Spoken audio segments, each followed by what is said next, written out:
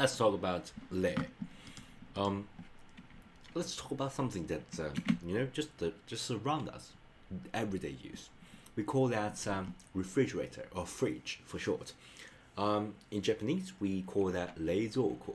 So it's re, right? Zo, that means to freeze something up. Reizo, and then ko, reizoko. So it's literally means some storage system that can freeze things. If you think about it, this is how a fridge works.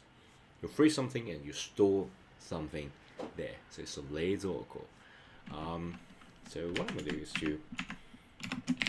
I'm going to give you everything. So re is not so, but rather zo. Add 2 dots to change it. So reizo. Add a little bit like a line above. Just elongate, not reizoko, but reizoko.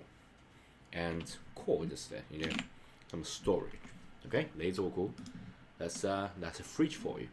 And what I'm going to do is to get the lei here.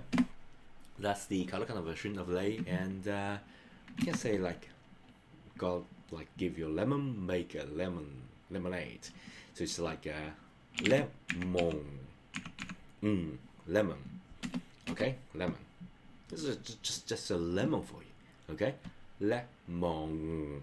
We got an N here. So lemon is like a lemon.